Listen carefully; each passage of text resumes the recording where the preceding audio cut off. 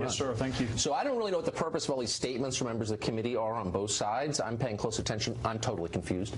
So can you just give us a quick summation of what we know for certain about spying on American citizens, including the Trump campaign? Well, what we know is that if there is an evidentiary basis for the president's tweet, it has not been shared with the public. So we'll get that out of the way. The allegation was very specific. President Obama wiretapped Trump Tower. Yes. There's not an evidentiary basis for that. Where it gets a little more complicated is there are surveillance methodologies that allow the collection of, hypothetically, foreign-to-foreign communications. And to the extent that U.S. citizens are mentioned or collected in that, in those surveillance programs, they're masked. And I think you want the information collected from a national security standpoint, but the masking is important. So with General Flynn, the public reporting is that he was unmasked. All right, that's not only a breach of protocol, that's a violation of the law. That's the felonious dissemination of classified material. What Chairman Nunes' point is, I want to know whether or not other people have been unmasked, even though you don't know about it publicly yet. Interesting, but it will be known in the intelligence community.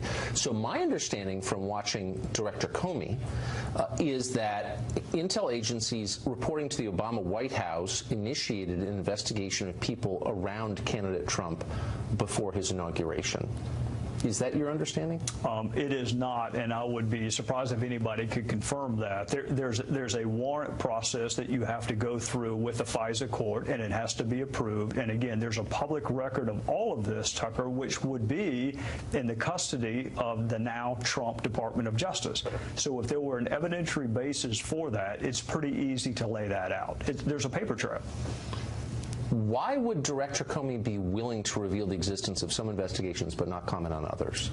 That was really surprising to me. If you remember what he said, he sought special dispensation from the Department of Justice to confirm not just a counterintelligence investigation, one that may manifest itself with criminality. But yet when I asked him about the leaks, he said he could not confirm that there was an investigation. I think they're both of national interest. One happens to be a felony. So I was a little surprised and a little disappointed that he can't at least tell us we are investigating the felonious dissemination of classified material. And yet he can tell us other things that may suit the agendas of others. It seemed bizarre. Now, we interviewed someone on this show last week who spent 30 years at NSA, Mr. Binney, who said that there is no question that the NSA has personal communications from then-candidate Trump and those around him on its servers. Do you think that that's true? It depends. It depends on who they're talking to.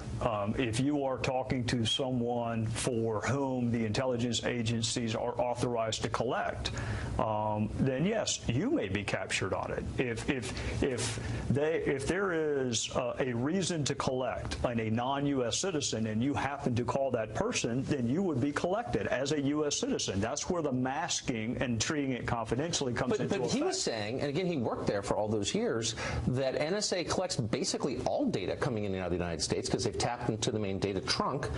And the question is, what do they do with it? But they have it. Is that your understanding? Is that true? I think that's a little broader than what my understanding is. You would have to get a warrant. If you're talking about a U.S. citizen, you have to get a warrant, application, FISA court. If you're talking foreign to foreign, it's a separate analysis. If you're talking U.S. to foreign, it's still a separate analysis and one that would require going to the FISA court. So my last question, you sit on the committee that oversees our intelligence agencies. Are you satisfied that if you request a specific accounting of something that you're going to get it, you're going to get a straightforward answer and get the entire answer? I don't know that I would, Tucker, and I'm not dodging your question. There's something called the Gang of Eight. They are entitled to information that even HPSI members are not. Members of the committee would receive that information, you think? Speaker of the House, the minority leader, right, ranking member, and the chairman of HPSI are four in the Gang of Eight. If you're just a HPSI member like I am, I get it, but you think they can get whatever they want and they can get the full story and the intel agencies will give it to them and feel the obligation to give it to them? They should, and I'll only caveat it by saying should, because when one source has the information, the other's requesting it, you never know what you're not. Well, you never do know should. that, and that's the concern for ordinary voters like me. Yes, sir. Congressman, thanks for coming on. I appreciate it. Thank you. Gowdy of South Carolina will be at the hearing, of course, and he joins us now. Mr. Gowdy, thanks a lot for coming on. Yes, sir. Thank you. So it does seem, in light of the foreign policy developments of the past month or so, where the United States has assumed a hostile posture toward Russia, that most people have kind of decided, you know, how would Trump be doing the bidding of Vladimir Putin when he and Putin are so at odds? So why, given that, is this going forward? Well, I think some of the folks initially who thought that that was the motive behind, you have to accept as accurate that Donald Trump colluded and coordinated with the Russians, right, and that they had a motive to help him. So all of those assumptions had to be made before you can then say, but he's taking a more belligerent stance towards Russia, therefore that must not be true. I started ground zero. What happened in 2016, whether it was Russia or another foreign actor, did they try to interfere with our election? What was our response in 2016? Not 2 months ago, 2016. What did we know? What did we do about it? The felonious dissemination of classified material, to me, is always relevant. Whether it's in the headlines or not, it's always important, and the issue of unmasking is important.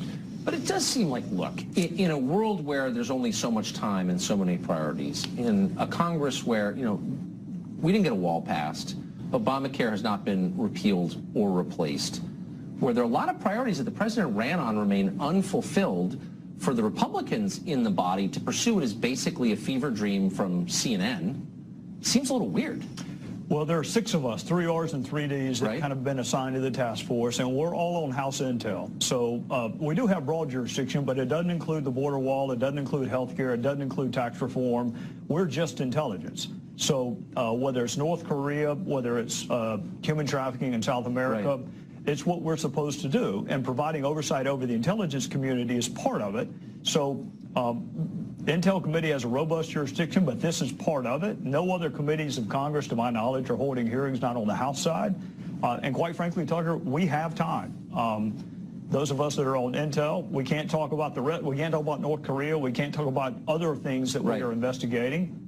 This is one of those rare exceptions where we can both do it and then ultimately answer people's questions at the end. So unless I'm missing something, the only crime that we're pretty certain occurred in the U.S. was the leaking of Michael Flynn's conversations with the Russian ambassador. Is that part of the investigation? I would say the hacking of the DNC would also constitute a criminal act. So, and the FBI would have jurisdiction over both of those. But I don't think Congress is well equipped to investigate crime. In fact, I know we're not. So the constitutional injury or things that are of significant public interest, there is a role for Congress to play. We're dreadful at investigating crime, and we should not attempt to do so.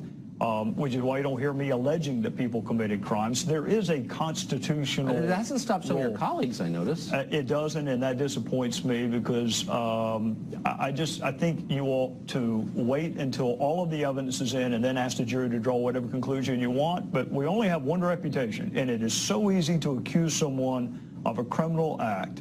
And we do it, unfortunately, in modern-day culture a lot. It's just unfair to the individual, no matter who's doing it. I totally agree. Are you confident that Director Comey is stable and trustworthy?